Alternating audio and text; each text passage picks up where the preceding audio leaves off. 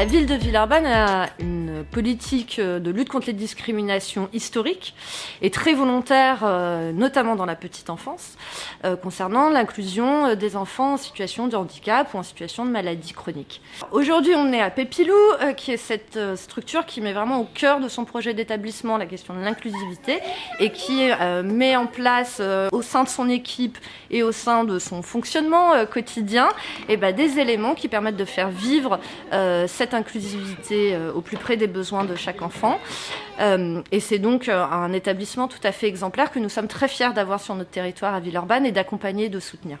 Sur 2020, sur les 63 inscrits qu'il y a eu à la crèche, il y a eu 18 enfants en situation de handicap ou de maladie. La particularité des enfants autistes, c'est que ça met un peu de temps à se poser pour parler du diagnostic et que du coup, c'est d'abord des troubles du comportement. C'est l'accueil en crèche qui permet de diagnostiquer. C'est un moment de repérage.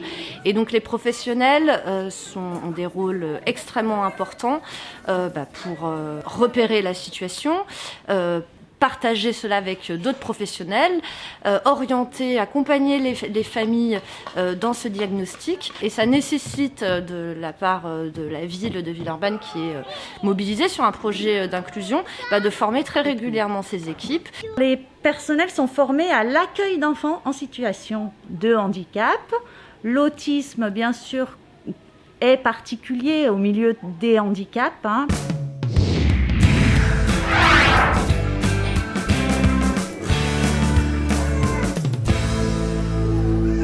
Chaque année perdue en diagnostic pour l'enfant autiste, ce sont parfois plusieurs années derrière de difficultés en plus pour l'enfant. Donc effectivement, plus il est pris en charge tôt et plus il aura la chance d'avoir un accès facilité à l'école, aux loisirs. L'enjeu, c'est vraiment que, si possible, avant l'entrée à la maternelle, l'enfant ait un diagnostic.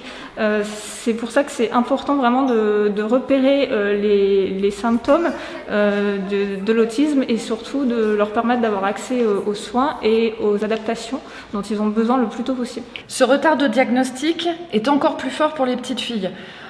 Pendant longtemps, on a estimé qu'il y avait 4 fois plus de garçons autistes que de petites filles. Les dernières recherches nous ont prouvé que c'est la sociabilisation des petites filles qui pouvait cacher leurs symptômes. Donc c'est important de prendre en compte les recherches et les dernières recherches pour améliorer ce diagnostic et ainsi permettre l'inclusion de toutes les personnes ayant des troubles autistiques.